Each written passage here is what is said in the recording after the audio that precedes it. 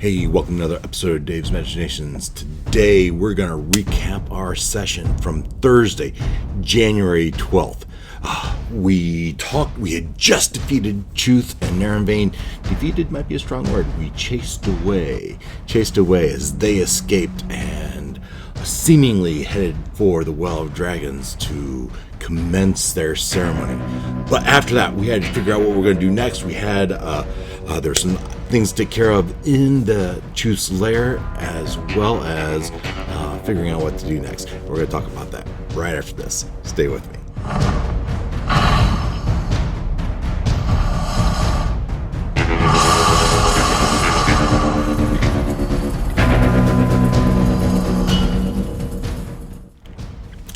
Like I said, Chuth and Narenvain had just been chased away. The cultists had all been chased away. They encountered a couple of ogres that they defeated, and one of them actually had a belt of dwarf hill giant strength, and we recovered that as part of the loot. And we went through all the loot that was gathered, and we debated about the hero's feast needing the gem encrusted bowl, which it turned out it didn't because it was cast from a magic item. And from there we had to decide what we wanted to do next. We took another look at Narenvain's journal. And so if we really read that again, the Narenvain's journal has the mass have been assembled, and we now wait for the last amulet to be recovered. Chuth's final donation to the treasure hoard has been sent to join the caravan at Jolkun. Symmetrix is convinced the last amulet of draconic might is in Fortitude. Grunelsmirch expects his bullet riders and their great purple worm, Purpura, to be at Fortitude by the Claw's winter, basically a month. Symmetrix intends to overturn every square inch of the village until she finds an amulet. And finally, the time is near, and I eagerly anticipate joining my brothers at the Well of Dragons for the Dark Queen's Ascension. Tiamat's reign is inevitable. So we have this debate. What are they going to do? Are they going to go to Fortitude and save Fortitude from this purple worm? Are they going to go retrieve this amulet of draconic? Now, Gloin, the ghost of Gloin, is the only one that with really any tie to Fortitude. Olak had been there before, but he didn't really have a lot of experience there. But Gloin did, and but they decided that they were going to go to Waterdeep and get some counsel from the Blackstaff, the Vajra Safar, and then they were going to go report to the Harper Society that Barkworm is part of.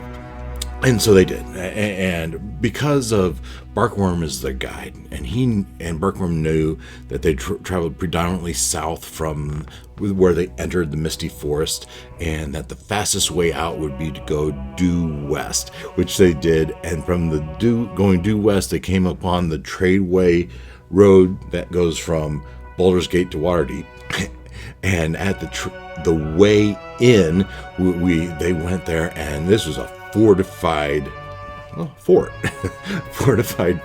and they stayed there, and this is the first time they really felt safe in a long time. And it was there that they really discussed what their next actions were. And they decided to go on up to Waterdeep and use their horses, and they would get horses at the way in and go up to Daggerford and trade their horses again and get up to Waterdeep.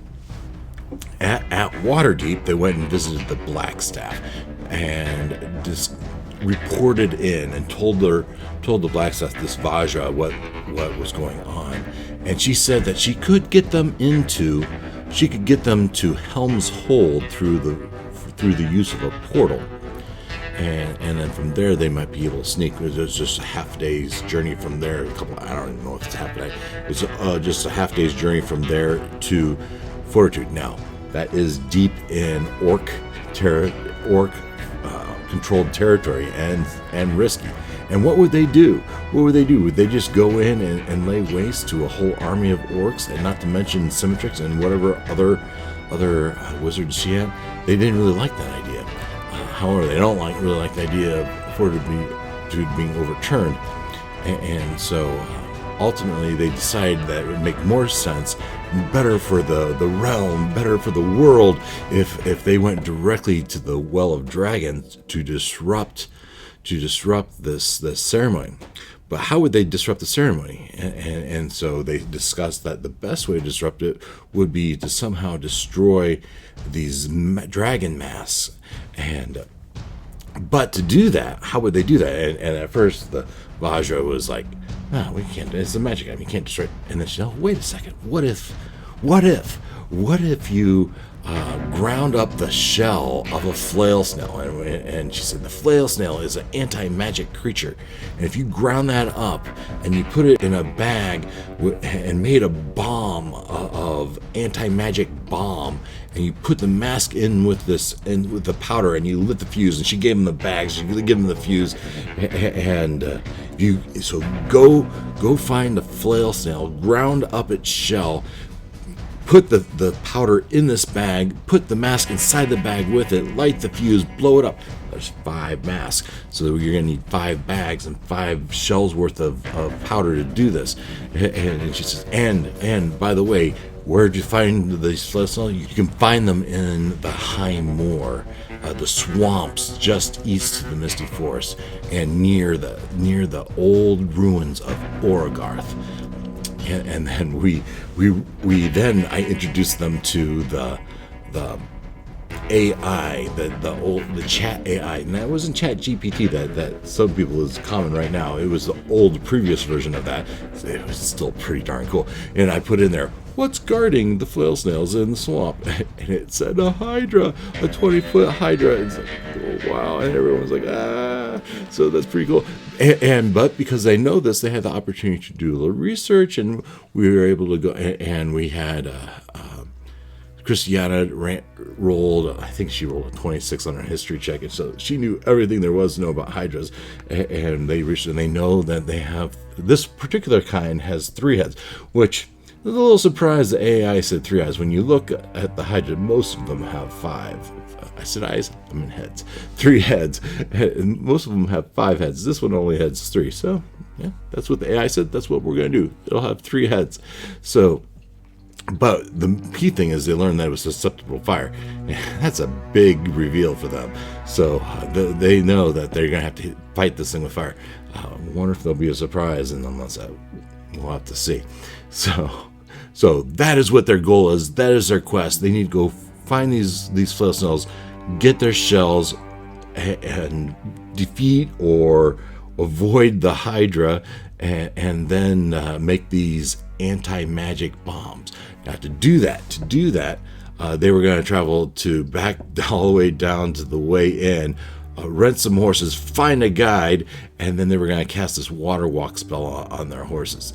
But before they did that, they did some shopping. What did we get when we went shopping? So most of the things that they got when they went shopping, they were interested in spells, but we rolled up a magic shop that we used before, and they found some other things. They traded in, they had Amulet of Wondrous Power for the Nightmare, and they traded in for Supreme Potions, and that was kind of a hot item, so that once they did that, the shopkeeper was eager to get them out of her store, but got some Supreme Healing Potions as well as some regular healing potions. Also along the way, we got a spell of flying, and we traded in 2 arrows of slaying for 2 bolts of slaying that Christiana could use. Also, I believe it was Barkworm that got a Ring of Evasion, I believe it was. And other than that, I think from there, they did report back into the Harper Society, and the Harper Society agreed to send an agent to Fortitude to warn them, which could set up a one-shot or a small side quest back with our old characters that are at Fortitude hiding in the Winterstone Temple. So that could be a side thing that we can do at some other time. But so back to our main cast here, as they go south to the way in, they find a bounty hunter that would be their guide. This Cilia old buck, a 53-year-old stout halfling guide, and 2 piercings in her left ear, 3 in her lip. Yeah, whatever. But she is willing to do it, and they did a little negotiating, and it was going to cost them 1,000 gold pieces, and she's going to guide them through the Highmoor Swamp and to Orgoth. And from there, then back again, to make that work more smoothly, they were going to cast this water walk on them and on their horses to help them go through. Now, I read that, and that is ritual cast, but it looks like it only lasts an hour, so they're going to be using a lot of these spells. Now, water walk spell, I think, is a 3rd level spell, but the 2 of them have it, so that should really help. And so they'll go for a while, and then they'll rest. But it's going to take them a couple days to get through there. So, and whatever else they might encounter. So they have a way forward. So very exciting, and we'll see how it goes next week as we expect to encounter these fellows. What else might they encounter in the Highmoor? If you have an idea, leave it in a comment. I'd be interested what you might think. Also, what else? How do you think this is going to work? Maybe put in the comment yes if you think it's going to work, or no if you don't think. The Vajra, the black staff, says might work. I've never done it before, but it seems like it ought to work. And so she's excited to have you try, and wishes you well, I'm sure. But will it work? If you think so, put yes in the comments. If you don't think so, put no in the comments. And I just like to see what everyone's thought is on that as well. So, but next week, that's where we'll start. Next week we'll start with you are going through the Highmoor Swamp, and you're about to get to the area. Maybe you see your first flail snail, but with that first flail snail, you know that somewhere lurking beyond is a hydra, and all the dangers that infers. So that's where we'll begin next Thursday. Looking forward to it. Hope you are too. Until then, take care. See you then. Bye.